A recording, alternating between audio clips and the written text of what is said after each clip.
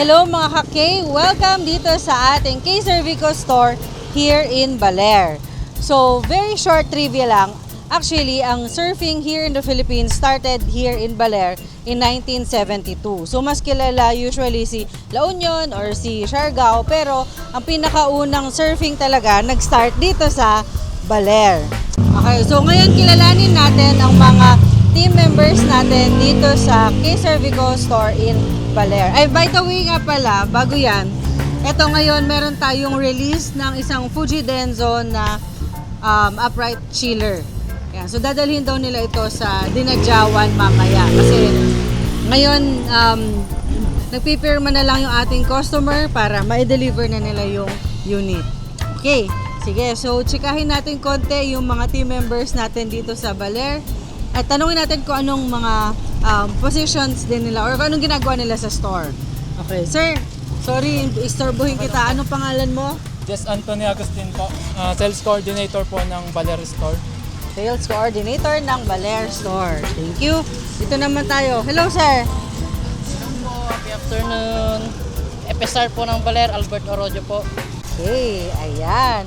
O, diba? Talaga namang maagang-maaga pa, meron na tayo agad release. Okay? And then, pasok tayo. Hello, hello! Ayan. Welcome to the Baler Store. So, ito ang very cute na store natin here in Baler. And actually, this is mga 3 to 5 minutes away lang from Sabang Beach. Okay, so like any other K-Cervico store, kompleto din tayo dito ng display ng motorcycle, ng appliances, meron din tayong computer and IT products, and of course, meron tayong mga RE dun sa labas. So, kilalanin naman natin ang mga team members dito sa loob ng store. Unahin po natin muna ma'am yung ating ingat yaman ng store. Ayan. Hello po, ako po si Rob, store cashier po ni Baler. So ayan po, pag gusto nyo pong bumili ng mga appliances, punta lang po kayo dito at sa akin po kayo magbayad. Diretso po natin sa bangko. Ayan po. Sige po. Hello po, good morning po. Ako nga po pala si Larry Del Dagdag, credit officer po ng Baler Aurora. Sa mga gusto pong mag-avail ng mga appliances, mga motor, meron po kami mga for installment or pwede rin pong cash. So yun lamang po. Visit na po kayo dito sa K-Cervico pala. Hello mga K, happy morning. I am Rowan Carrera po, store supervisor ng K-Cervico Baler Store. So kung naghahanap kayo ng mga appliances natin, lalo't mainit, andito lahat. Mapa-washing, aircon, television, reps. And as well as motorcycle, cellphone, and laptops. Ayan. Siyempre, meron din tayong e-bike and 3-wheelers. So, saan naman located itong store natin? So, ang aming pong store ay located sa Gloria Street, Barangay Suklayin, Baler, Aurora. Okay. And anong contact And number? pwede kayong tumawag through cellphone number 0968-899-0433 or visit us at our Facebook page, K-Cervico Baler Store.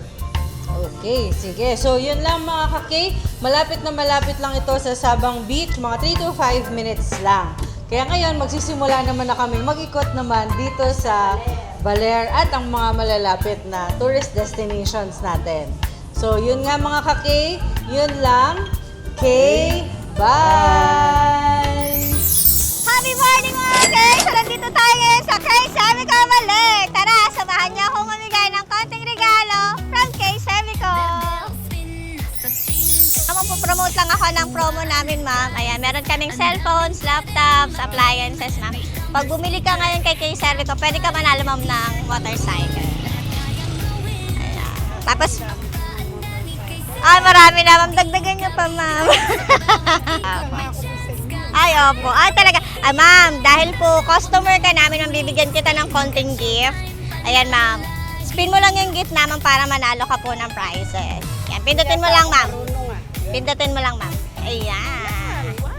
Na kayang mapapanood na ni Mommy. K-Cervico Cup. Thank you po. Salamat. So, nanalo ka po ng speaker. So, thank you po. Ayan po. Opo. Uy, panalo ka na cellphone. Tumbler. Ay, sir, bigyan din kita, sir, ng gift.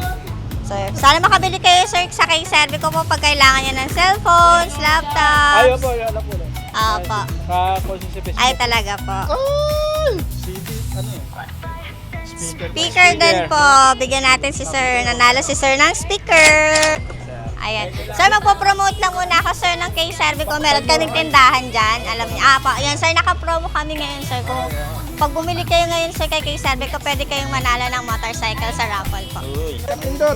Nanalo si sir ng tumbler. Up! Tumbler. Ayan, nanalo si sir ng t-shirt. Kay Servico t-shirt po. Yes po. Nanalo si ma'am ng tumbler. Kay Servico tumbler po. Speaker mo. Tumbler, speaker nga. Speaker mo. Ayan, nanalo sir ng tumbler. Sayang. Pero sir, maganda yung tumbler namin. Ayan. Speaker, ma'am. Nanalo ka po ng speaker. Thank you po. Dahil nag-inquire si ma'am sa leaflets na binigay natin, ma'am, bibigyan kita ng konting gift, ma'am, kay Servico. Spin ka lang, ma'am. Hindi nga, totoo yan. Yes, ma'am. Yan, ma'am. Nanalo ko po ng kay Servico cup. Yan, ma'am. Bibigyan kita ng cup, ma'am. Thank you, ma'am. Ayan, speaker. Nanalo si sir ng speaker. Speaker po. Ayan, sir. Thank you po. Sana, sir, makabili kayo kay Servico. Speaker, ma'am. Nanalo ka po ng speaker. Ayan po. Thank you, ma'am. Namin, ma'am. Yan. Thank you, ma'am. So, yun na nga, mga kaki. So, tapos na tayo mamigay ng mga konti regalo from Servico. So, yun lang. Okay, bye! So after nating mag-ikot dito sa Baler, ngayon naman medyo papahinga tayong konti and magme-merienda tayo. Ang merienda natin today ay suman na may coco jam. Ayan. So itong suman na to ay gawa dito talaga sa Aurora. Pati yung coco jam, dahil maraming puno dito ng nyog. So nakagawa na rin sila ng iba-ibang delicacies out of yung mga products dito. So yan. Enjoy. Sarap ba? Yan. Sarap.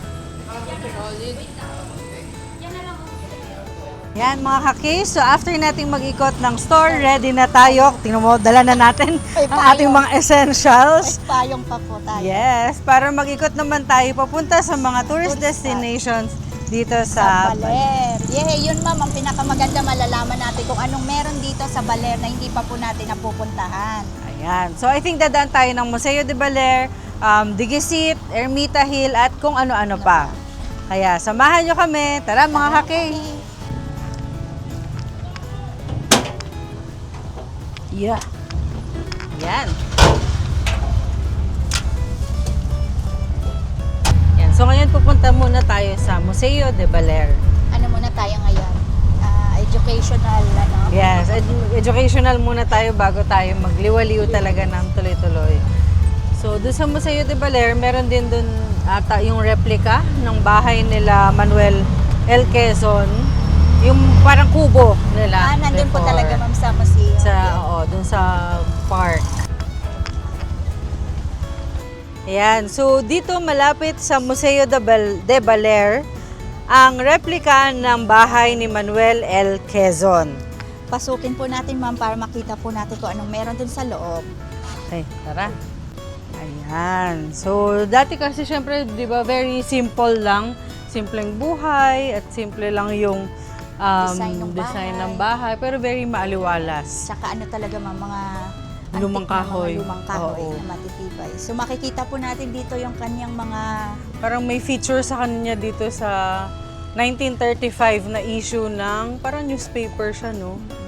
Na clippings. Mistusuhin pala si ano. August 24, 1935. 35. So, sobrang lumang ano na. Baka pag inano mo, parang babagsak mo siya. Oo. Tapos So, itong mga kanyang lumang mga- pictures.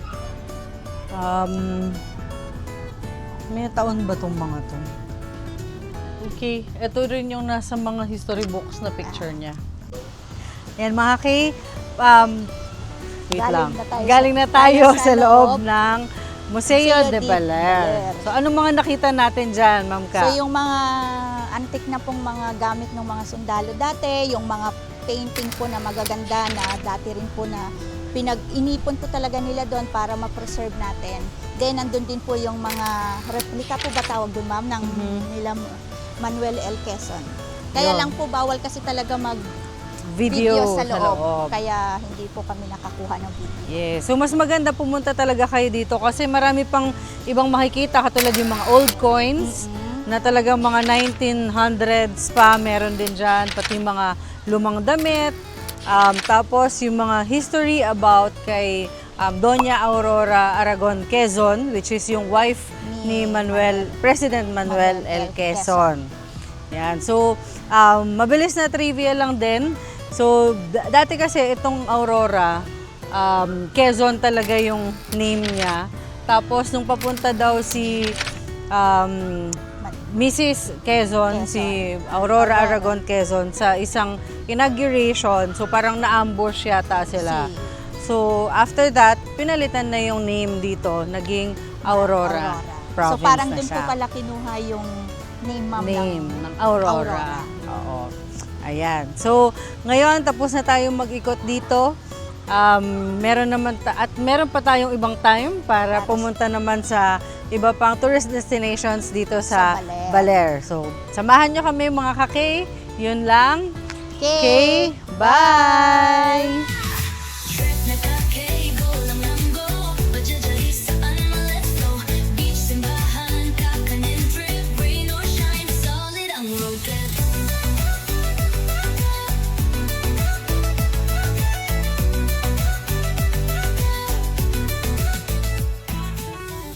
Dito na tayo sa Digisit Beach. Yan. So this is a few kilometers away lang sa Baler store natin. Yan. So ang ganda-ganda ng backdrop dito. Yan. Dahil rain or shine ang ating sales promotion ngayon. Kitang-kita nyo naman na talaga namang grabe din ang sunshine dito sa Digisit area. So, kanina din, dumaan tayo sa Digisit Falls. Ang sarap maligo doon kasi ang lamig, kaya lang hindi kami pwedeng umakyat. Oo, Ang so sarap.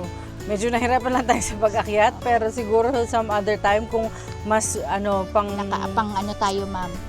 pan-trekking yung damit Safe. natin, pwede tayong umakyat doon. Tapos may malapit din dito na fish port. I think doon dinadala yung mga fresh na isda, yung mga Siguro po yung huhuli mga nila everyday. ma'am, no, yung mga sa palengke, doon nila kinukuha. Doon yung bagsakan talaga ng mga fresh na huli dito sa dagat.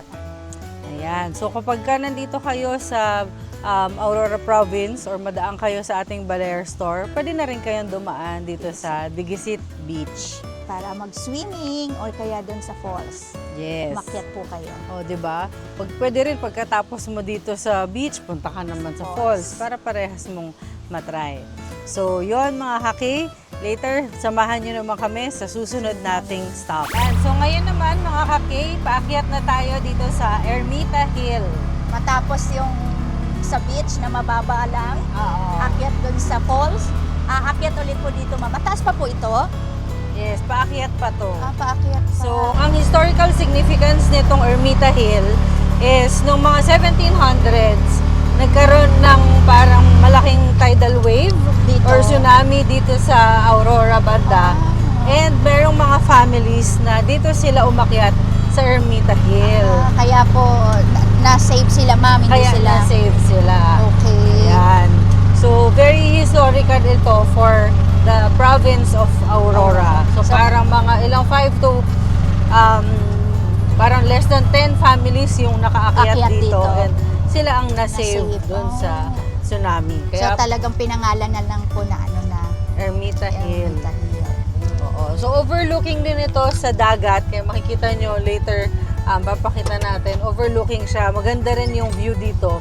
Minsan may mga umakyat dito pagkahapon. Kasi mas po siguro ito sa hapon po. Kasi yung init. Oo, kasi ngayon medyo mainit. Matirik ang init ngayon. Pero kung mga bandang hapon, pwede kang magbaon dito ng merienda. Makikita mo siguro, ma'am, yung sunset po, no? Oo, pwede din. Or pwede Pwede. rin for sunrise. Kaya pwede kang magdala dito ng merienda. Tapos, dahil tahimik din dito. Ayan, tapos mahangin. So, Murang-mura lang maaliwalas. po ang entrance. Oo, 15 pesos yung entrance natin. Kayang-kaya po. Oo. So, tara, baba tayo para sa safe na paglalakbay. Oo. Hindi natin siya, ano ba tawag dito? Kinalimutan na Oo. nandito na rin naman siya. So, ay, may background music. Oo. Basahin natin kung anong significance nitong chapel dito. So, this is the Ermita Hill Chapel and the ancient viewing point and tunnel. So, the spot on which the chapel stands is believed to be the location of a viewing point from which the community of Baler at the delta of the river received advance warning of incoming threats in ancient times. In those times, Baler community experienced prevalent raids by the Moros. These raids must have occurred before and after the Spaniards, led by Adelantado Juan de Salcedo, who first came in 1572. The inhabitants of Baler devised this ingenious way to elude the raiders and hide here at Ermita Hill. Okay, so meron daw ditong tunnel. Meron daw ditong tunnel na kung saan man dyan, nadadaanan nila mga Moro. I think mga Moro ay Muslims. So meron silang nagawang tunnel para makalagpas sila doon. At dito sila nagpupunta para magtago sa mga sumasalakay sa kanila. Ayan, so pagkatapos natin mag-ikot dito sa Ermita Hill na sobrang nakaka-relax, ayan, at maaliwalas, ngayon papunta naman tayo sa ating next destination. So pupunta tayo sa Kaunayan Falls. So makakaligo na po tayo dun, ma'am. Yes, kasi kanina pa tayo malagkit. Ayan. So, samahan niyo ulit kami mga kake sa next destination natin. Yun lang. Sakay tayo, of course, ng ating RE. Ayan, pakibuksan po. Thank you, kuya. Thank you, kuya. Thank you, kuya. Let's go!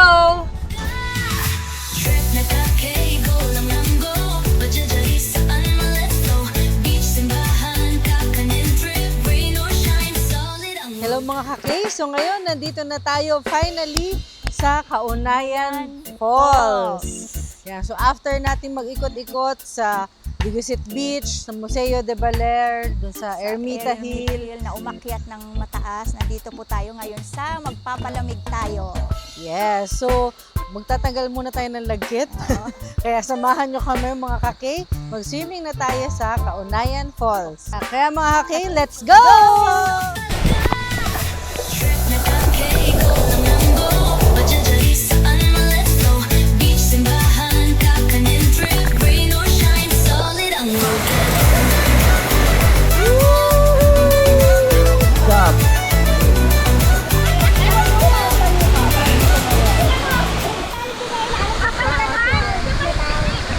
Try mo muna ikaw lang. Okay, 1. Hindi ma'am, papalakpak lang kayo pag...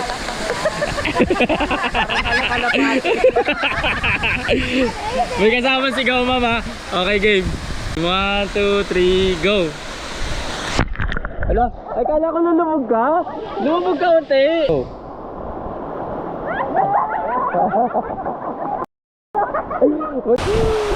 Parang nagpapaligo ng aso.